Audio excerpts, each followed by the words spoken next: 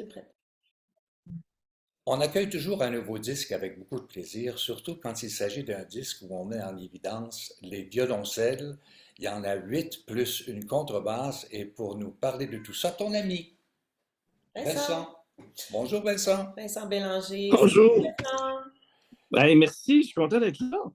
Ben, on est surtout content de notre côté de passer à l'écoute de ceci, Consonance. Consonance, Ton nouveau qui bébé. absolument. Ouais, Et avant ouais.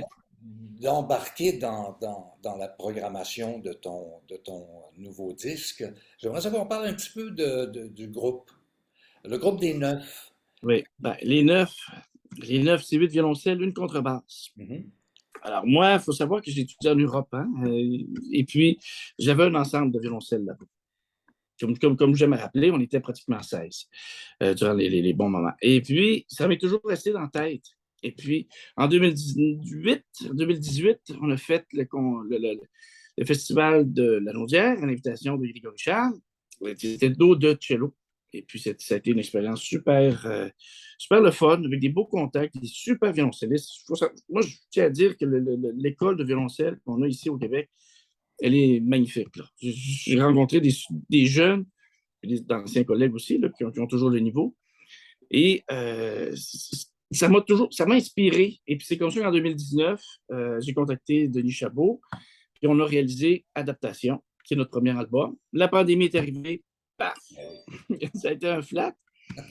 Ça a été vraiment un flat. Et puis là, comment je pourrais dire? Moi, bon, comme beaucoup d'artistes, hein, à la pandémie, on était un peu déprimés, puis on se demandait comment les choses allaient revenir. Puis moi, disons que mon niveau d'espoir était très bas.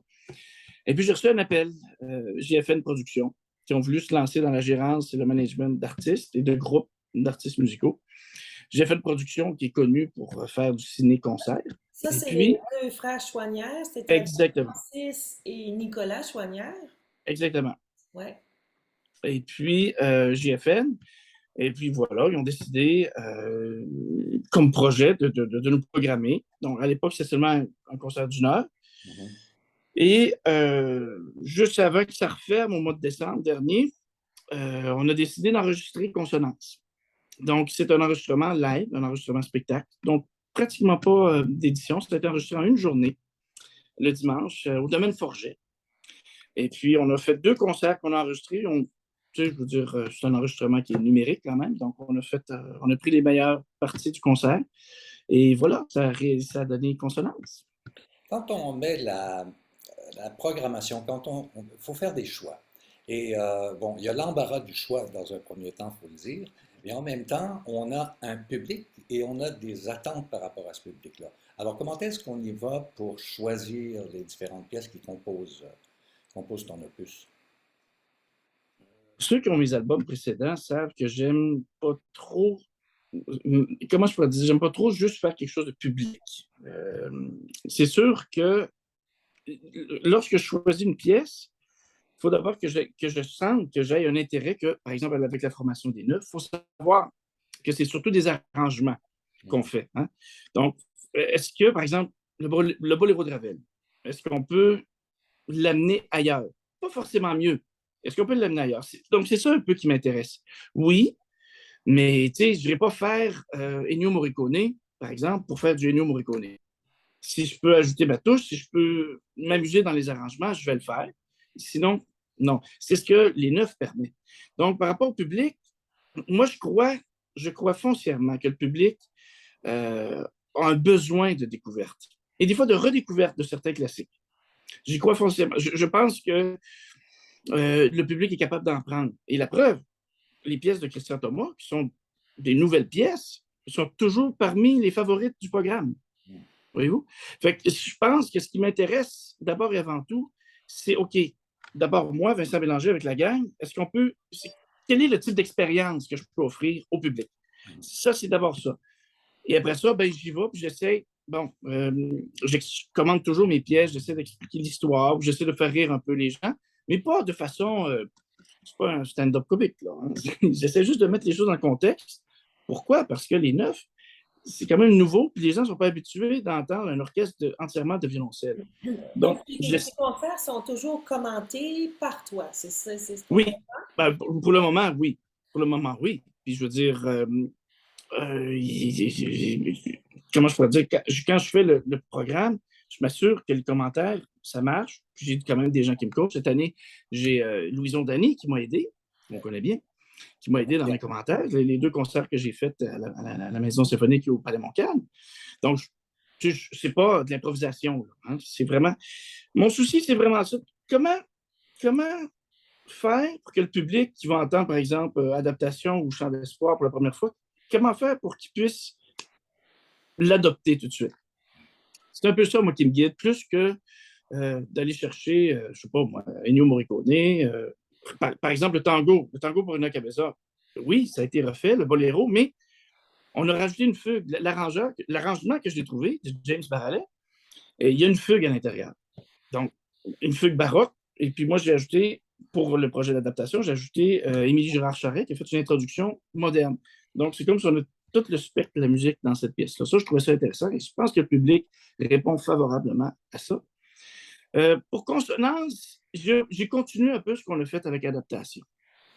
Et puis c'est un peu un défi. Tu sais, par exemple, on prend l'adagio de Barber. C'est très aigu pour les violons, mais on joue, même si c'est quand même un octave plus bas. Ah oui, oui, on est même en bas de la touche, là. Ouais. Mais ça donne une tension, le violoncelle a une grosse caisse, tu sais, ça donne une tension dans l'adagio qui est, pour la petite histoire, on l'a fait à Montréal et à Québec, puis tu sais, vers l'espèce de grand point d'arrêt après le grand climax, les gens applaudissaient standing ovation. Mais il faut dire que Parce c'est une pièce qui emballe tout le monde. Ah oui. Tout le monde a Puis, ça dans son playlist. Là. Puis, tu sais, c'est beau, mais encore une fois, puis on va se le dire, ça a été aussi refait plusieurs fois. Tu sais, c'est quand même, ça fait partie des classiques pop dans notre mémoire collective, je devrais dire. Et je trouve que simplement, tu sais, par exemple, il commence avec un quatuor, parce qu'à l'origine, c'est un quatuor. Par la suite, j'ai un quintet. Et je change, quand j'ai enregistré cette pièce-là, on a changé la configuration des violoncelles. C'est deux arcs, un quatuor et un quintet. Et puis, ça permet de jouer sur l'espace. Puis après ça, ben, les 9, on est ensemble tout de suite après l'exposition des deux thèmes. OK. Et puis là, bon. Les 9, c'est Oui. toi et 8 autres. Est-ce que tu peux Sept nous autres. nommer 8 autres, les ouais. musiciens, les violoncellistes et Oui, la oui. contrebasse? Bon, déjà, la contrebasse, qui est l'élément, on va dire, d'un orchestre de violoncelle, utilise périodiquement la contrebasse. Moi, je veux l'utiliser de façon permanente. Alors, ce qui donne la chaleur, un peu au niveau orchestral, ça donne la multitude, comme si on était beaucoup plusieurs. C'est comme si ça multipliait les violoncelles. Ensuite, bon, ça, c'est Étienne Lafrance, qui vient de Québec, un ancien collègue. Ensuite, on va commencer par les dames. Donc, sur l'album, il y a Noémie Raymond-Frizet. Et voilà. Ensuite, j'ai Marie-Michel Beauparlin. J'ai Elisabeth Giroux. Et puis, j'ai quelqu'un que tu connais, Christine Harvey, qu'on connaît. Je ne sais pas si tu l'as déjà rencontrée, si tu la connais. Une super violoncelliste qui a un merveilleux violoncelle. Puis je ne le dis pas parce que c'est ta sœur, je le dis parce que je le pense. C'est elle qui a un rôle plus important dans Chant d'espoir, notamment, de Christian Thomas. On va y revenir, on va continuer On va parler des garçons, oui. Les personnes qui jouent, oui. Je m'emballe, alors je m'emballe. Donc, les garçons, bien évidemment, on a Vincent Bergeron, on a Dominique Pinchot, on a Vincent Bergeron, Dominique Pinchot. À la contrebasse. Non, contrebasse Étienne. Étienne, un petit peu. C'est parce que là, je me mêle avec le concert à la Maison symphonique. Donc, j'ai Vincent Bergeron, Vincent Bélanger. Il y avait 5, je pense qu'il y avait, oui, il y avait 5 femmes. Ça fait que, c'est ça. Donc, Vincent Bergeron, Étienne Lafrance, Vincent Bélanger et Dominique Pinchot, qui vient de Québec, qui est un ami à moi. OK. Si on parle maintenant du répertoire qui est enregistré dans le très beau disque Consonance, en fait.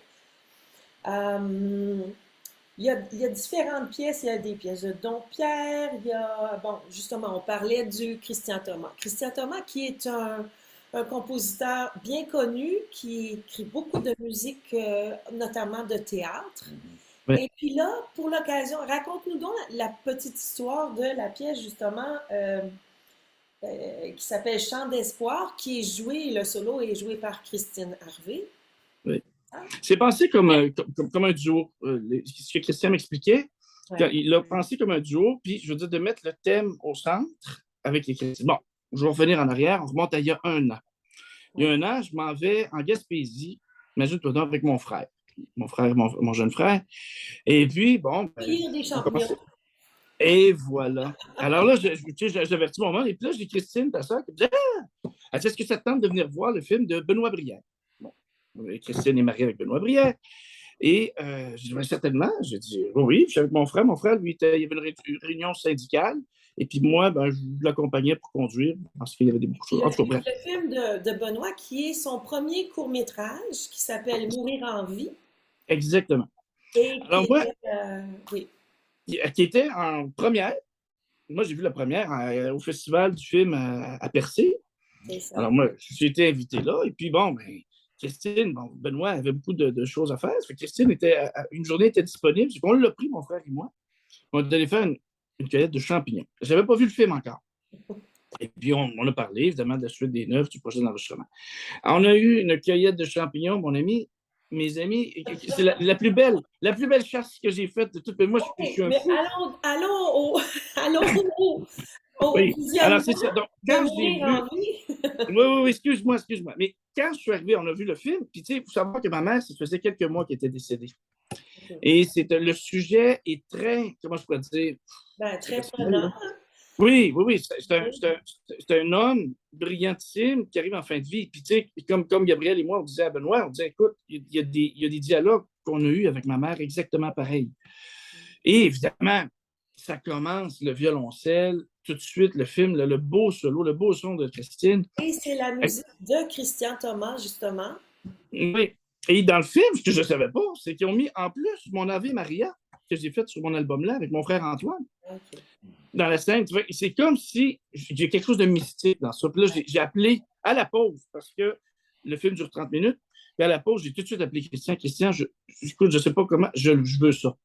Je l'ai parlé avec Christine, elle a dit oui. Puis même Benoît avait l'air honoré de ça. J'ai dit, je le veux. Je veux vraiment qu'on le fasse avec les neufs.